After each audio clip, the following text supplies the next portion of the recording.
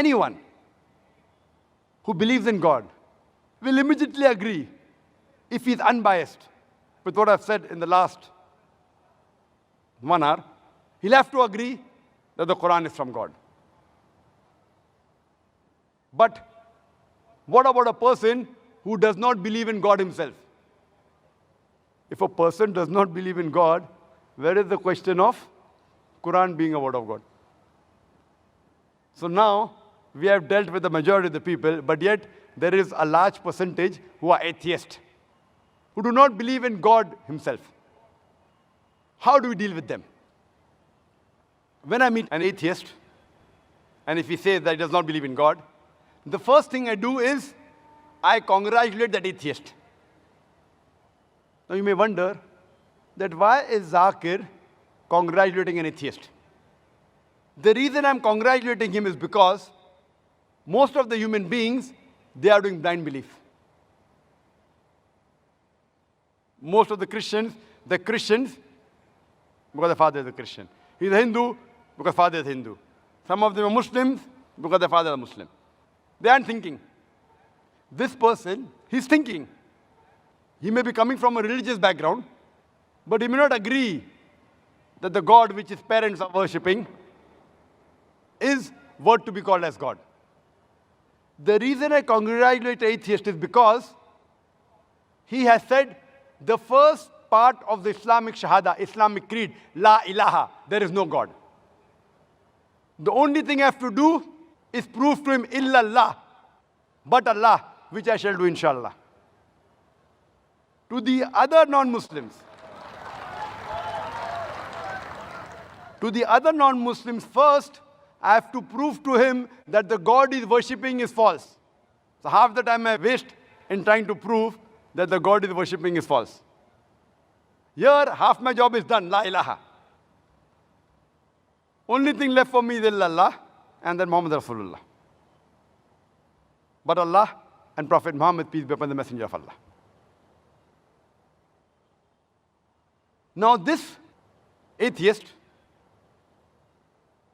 he rejects God because he has the wrong concept of God.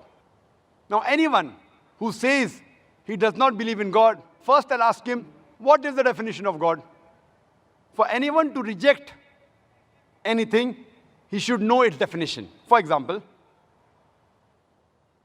if I say, this is a pen, for you to say it is not a pen, you should know the definition of pen. If you don't know the definition of pen, you cannot say this is not a pen. Is it clear? Do you agree with me or not?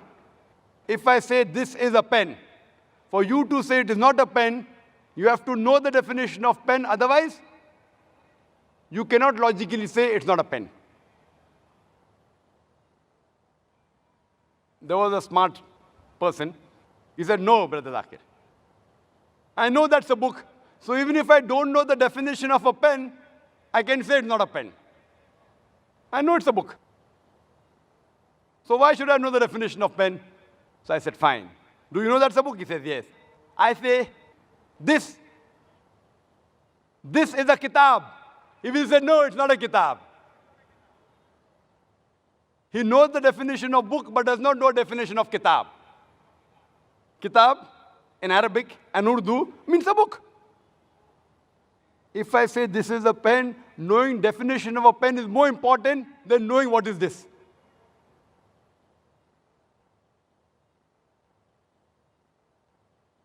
Same way, if a person says there's no God, I'll first ask him, what is the definition of God? The definition they give is when they see that a God tells a lie, a God can be defeated, the God, he can be killed. So when we hear all these stories of God telling a lie, a God can be defeated, a God can be killed, a God can die, a God requires to eat, so they reject the God. Who are they rejecting? They are rejecting the false gods, La ilaha. Similarly, someone, if he believes that Islam is a religion of terrorism, Islam is a merciless religion, Islam is an unscientific religion, Islam is a religion which does not give rights to the woman, and he rejects this Islam. I say, even I reject such Islam. Because I know that Islam is a merciful religion. Islam, it's a scientific religion. Islam has human rights. Islam has women's rights. So what do? I tell him, the Islam you believe and you reject, it should be rejected, but true Islam is, then I present to him the true Islam. Similarly, when these people are rejecting the false God, we have to present to them what is the true God. And the best definition of Almighty God, of Allah subhanahu wa ta'ala, given in the Quran, is from Surah Ikhlas, chapter number 112, verse number 1 to 4, which says, Kul huwa Allahu ahad. Say, He is Allah one and only. Allahu samad. Allah, the absolute and eternal. Lam yalid walam yulad. He begets not, nor is he begotten. Walam yakul lahu kufuwan ahad. There is nothing like Him.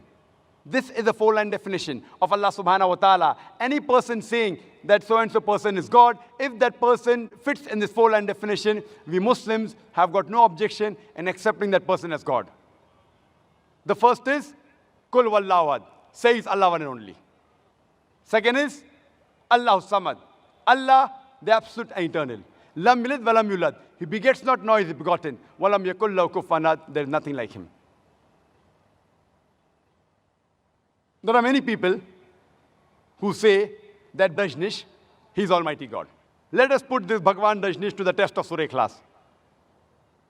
There's a person who asked me a question at the time, that Brother Zakir, we Hindus do not believe in Bhagwan Dajnish to be God. I never said that Hindus believe Bhagwan Dajnish to be God. I've read the Hindu scriptures. Nowhere do the Hindu scriptures say Bhagwan Dajnish is God. I said some human beings, some people believe Bhagwan Dajnish to be God. Let us put this Bhagwan Dajnish to the test of Surah Ikhlas. The first is, Qul huwa Allahu ahad. Says Allah one and only.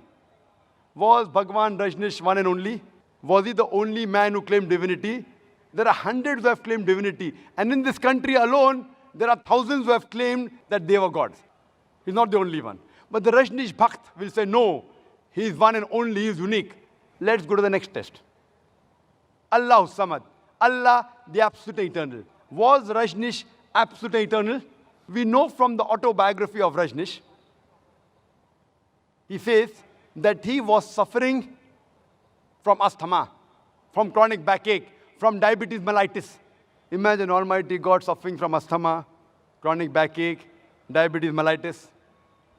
Third test is, Lam yalid walam yulad. He begets not, nor is he begotten. We know Bhagwan Rajnish. He was born in Madhya Pradesh. And later on, in 1981, he goes to America and takes thousands of Americans for a ride.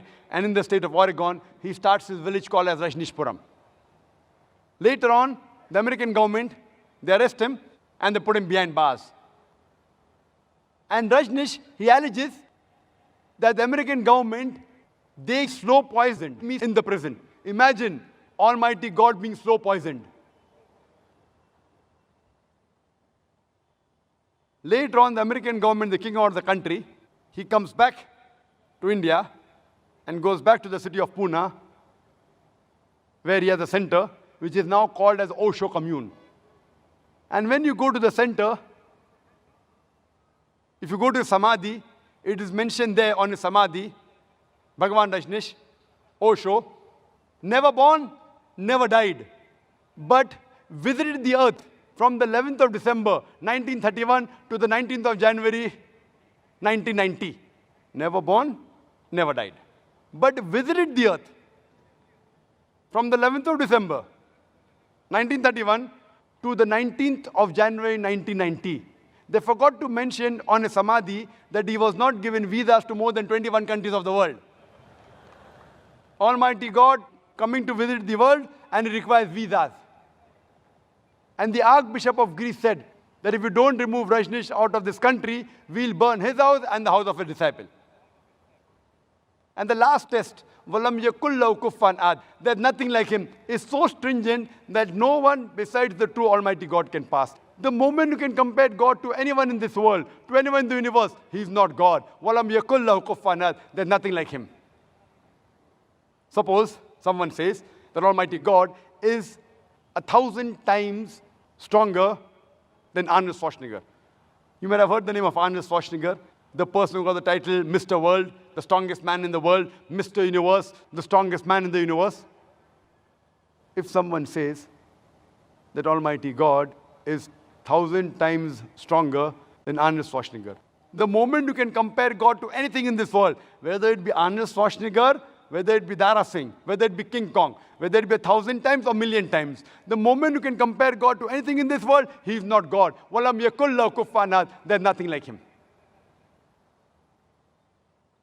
You know Bhagwan Rajneesh, he wore white clothes, he had a beard, he had 2 eyes like the human beings, 1 nose, 2 hands. The moment you can compare God to anything in this world, He is not God. Walam yakul lahu kufuwan ahad. Otherwise, Allah says in the Quran, in Surah Isra, chapter number 17, verse number 110, Qulidullah abidur Rahman, ayyamatadu, falal asmaul husna. Say, call upon Him by Allah or by Rahman. By whichever name you call upon Him, to Him belong the most beautiful names. You can call Allah by any name, but it should be a beautiful name. It should not conjure up a mental picture. It should be a name given by Himself. And this message, besides being mentioned in Surah Isra, chapter 17, verse 110, it's also mentioned in Surah Araf, chapter number 7, verse number 180, in Surah Taha, chapter number 20, verse number 8, as well as Surah Hashr, chapter 59, verse number 24, that to Allah belong the most beautiful names.